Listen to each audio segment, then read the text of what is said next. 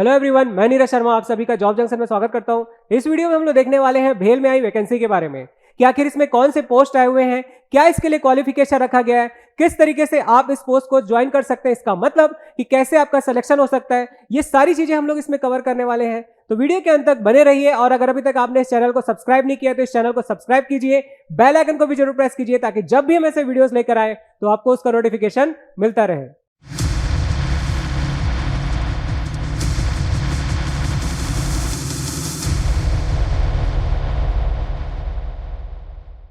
तो चलिए बात करते हैं इसमें आई हुई वैकेंसी के बारे में। तो जैसे कि आपको स्क्रीन पे दिखाई दे रहा है, भेल BHEL का मतलब होता है भारत हैवी इलेक्ट्रिकल्स लिमिटेड। और इसमें अगर हम देखें तो जो पोस्ट आए हुए हैं वो आपके दो कैटेगरी में आए हुए हैं। पहला है प्रोजेक्ट इंजीनियर और दूसरा है प्रोजेक्ट सुपरवाइजर के यहाँ पर पोस्ट आए हुए हैं। तो चलिए जानते हैं कि इसमें कैसे कैसे पोस्ट आए हैं, क्या इसके लिए मिनिमम क्राइटेरिया रखा गया है। और अगर हम देखें तो शुरू में ही बता दिया गया कि अपर एज लिमिट इसमें 32 ईयर रखा गया है, लेकिन जो कैटेगरी वाइज कैंडिडेट है उनके लिए इसमें एज रिलैक्सेशन भी दिया गया है।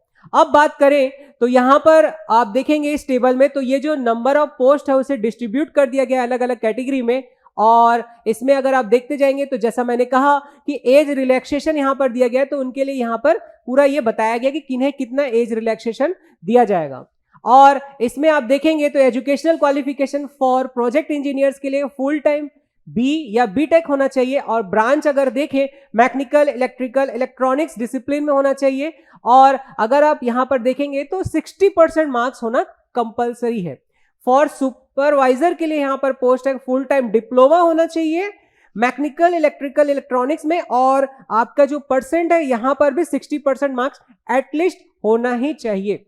और अगर हम देखें तो यहां पर जो एक्सपीरियंस रखा गया है, एक्सपीरियंस डिटेल अगर हम देखते चले तो जो पोस्ट है यहां पर आपके पोजीशन कोड दिया हुआ है और हमारा यहां पर डिसिप्लिन दिया हुआ है कि किस डिसिप्लिन के लिए क्या यहां पर एक्सपीरियंस रखा गया है। तो अगर आप देखेंगे तो electrical and electronics and mechanical discipline के लिए यहां पर अगर आप देखें तो 1 ईयर एक्सपीरियंस होना चाहिए इंस्टॉलेशन, कमीशनिंग और किस में होना चाहिए, तो या मेमो, मेट्रो, ये वर्क एक्सपीरियंस इस फील्ड में आपका होना चाहिए। इसके साथ साथ आप देखेंगे FTA 3 it means electrical and electronics के लिए मिनिमम 1 ईयर एक्सपीरियंस होना चाहिए इलेक्ट्रॉनिक इंडस्ट्री में, और design and development of and additional experience in software programming in MATLAB में होना ही चाहिए। इसके साथ साथ प्रोजेक्ट सुपरवाइजर के लिए अगर आप देखेंगे तो यहां पर रिलेवेंट आपके पास एक्सपीरियंस 1 ईयर का होना चाहिए इसमें। और अगर आप देखें तो इसमें आप जो अप्लाई करने का जो तरीका है वो ऑनलाइन मोड रखा है, जिसका लिंक आपको इसका ऑफिशियल वेबसाइट के साथ साथ हमारे डिस्क्रिप्शन बॉक्स और कमेंट एरिया पर भी मिल जाएगा।